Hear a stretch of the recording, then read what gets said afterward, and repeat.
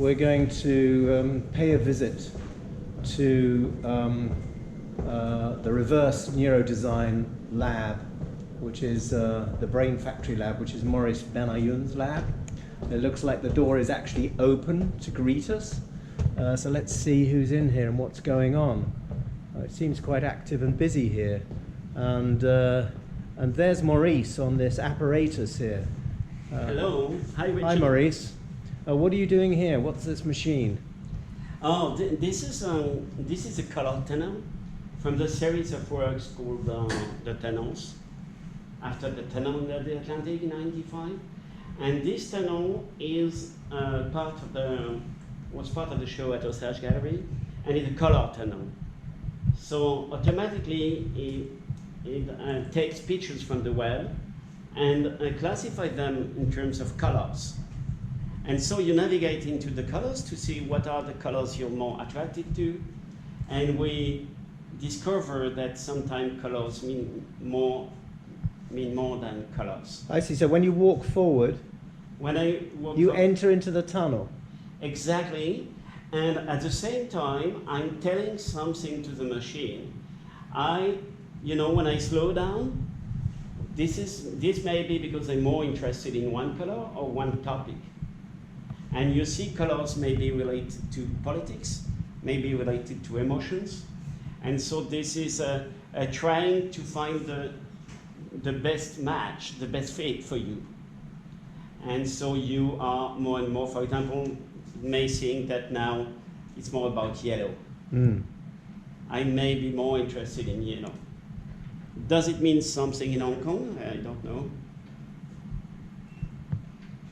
But if I'm not interested in yellow, I can go forward and find another and discover other colors. I say, see. no, I don't care about yellow now anymore.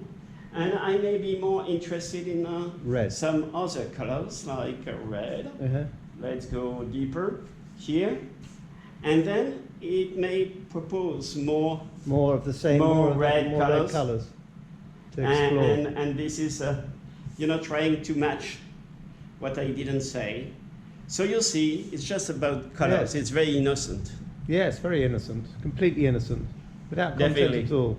So there's a lot of other things here. What's going on here on this this apparatus? So in the Neurodesign Lab, we work on a concept like neurodesign, and neurodesign is about using EEG. So you see Anne, for example, here with an EEG headband. Yes. And we try to figure out what she's thinking. No. We try to figure out how she reacts to a shape that evolves in time. Ah, yes. And so this shape is a constant evolution like a living being. And Anne's brain now is the ecosystem in which this shape is trying to survive. And so if she doesn't like this shape, she'll have negative response to it. Exactly. And in response to her negative response, the shape will change.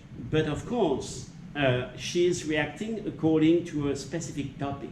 Right. So here she is reacting to human abstractions. So it can be space, time, love, geometry, passion, desire, power, and so on. And when she finds, so the idea is she's actually molding a shape to represent this abstract concept. Yes. She's molding a shape on the screen. Then what happens to the shape? So this shape in the Brain Factory, which is the first version of the project, it is printed out like this. Ah, yes. Oh, these are wonderful. And then, so it becomes an object. This is a reification phase, what we call reification. That's the Brain Factory. We make objects out of abstractions, right. From the brain to the matter. And you collaborate with Tobias Klein on this project, right? Exactly. Tobias Klein is an artist and architect working a lot with 3D printing, and we collaborate with him on the whole project. And here, what you can see is the database that has been produced. Ah. And so everybody creating a shape, giving a shape to here more specifically. So this is a history Exactly. of the shapes that individuals have created on the brain cloud. Yes. Kind of archive or database. Yes, this is a database, the database and the archive, as you said. And you can see, you can select one of the model. Please select one. This is Anne here. Yes. And Mac, with Anne a Mac, long-term PhD research student. collaborator and a PhD student here. And you see you can see that the shape is made of particles. Can you make it bigger? With two hands. It's easier. But this shape is... Oh, too big. Select another one. Yes. And then you can turn it around, check. Well, it's interesting because it's not simply a single solid shape. It's actually a complex shape, a cluster, a shape cluster. And it's made of particles. Yes. The idea was that information from the brain shouldn't be a very simple geometric solid. It should be something that has a complexity of something you cannot define with simple words. And here you can see what we call the DNA of the shape. Let's select, space. We have space, and here you see the DNA with different components, like gravity, dispersion, balance, horizontality, verticality, unity, convergence, viscosity, and granularity. And so these define, with the different values, the nature of this object. And so the next one that will come will inherit of the DNA, and every new... I see. So that this becomes imagine this is the most recent shape created. That shape will appear on the monitor when the next person enters the chair. Exactly. And they will build their responses of that shape. Exactly. So every new brain worker actually contributes to the evolution of the shape. So if we don't know what is the shape of space, which is of course a difficult abstraction, this may come from the experience of different people coming one after each other. So you have this sort of iterative building process. So the shape of space is constantly mutating according to the different brain worker who comes and sits in the chair and responds to that particular concept. Exactly. And then the new version of the Brain Factory is value of values. Instead of focusing only on human abstractions, we actually focus on human values. And here you see the website of value of values, and where you see the people creating a shape to human values, like power, love, friendship. Right, and they create the unique shape. They create a unique shape, and they will, at the end of the process, the shape is recorded on the, let's go to the trading platform. The shape is recorded, and it is recorded on the blockchain. Yes. So each shape becomes a token. So here you see equality 0010, and you can trade it. So the brain worker. So I can swap if I'm equality 0010, I can swap it or trade it for somebody else's shape. Exactly. Or you can sell it if you want. How do I sell it?